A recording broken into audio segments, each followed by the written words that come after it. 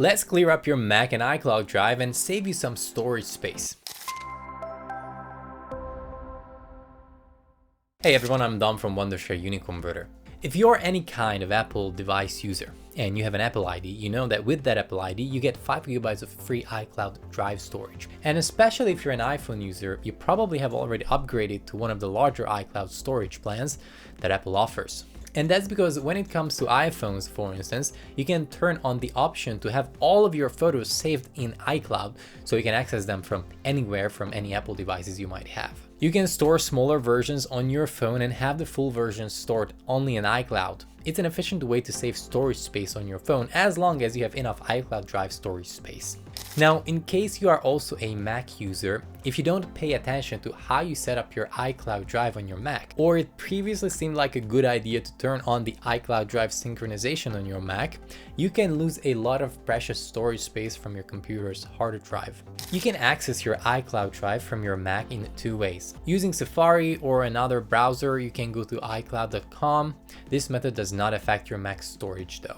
Or via Finder, open Finder, and on the left side you'll see iCloud as a folder on your device. If you have the option enabled, your entire iCloud drive syncs to your Mac's internal storage. Moving forward, anything saved in iCloud Drive will also be downloaded onto your Mac. On one hand, this is useful if you work across multiple Apple devices like iPhones, iPads, and other Macs, as you can use iCloud Drive as your main folder. However, this only works well if you don't save a lot of files in iCloud, or you have a lot of internal storage on your Mac. Having the iCloud synchronization is a good option if your Mac's internal storage space is much larger than your iCloud Drive.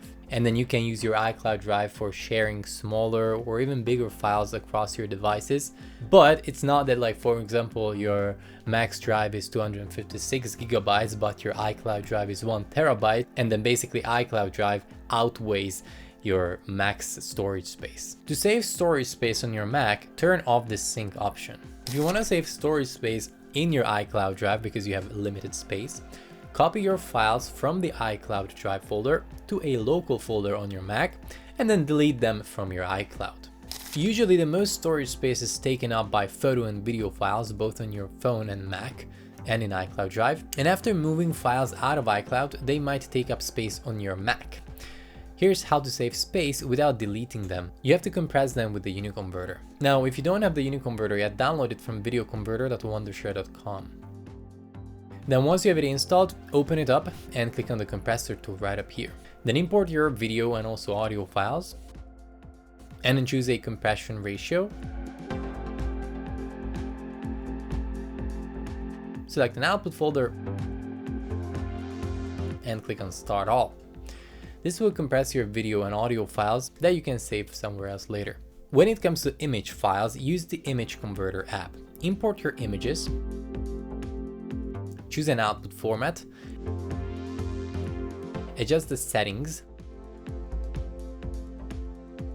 select an output folder, and then click on Start All. And now you can keep the compressed files and delete the original ones or save them on an external drive if you need them later. So to sum up things, check if you have iCloud synchronization turned on. If you don't need it, turn it off.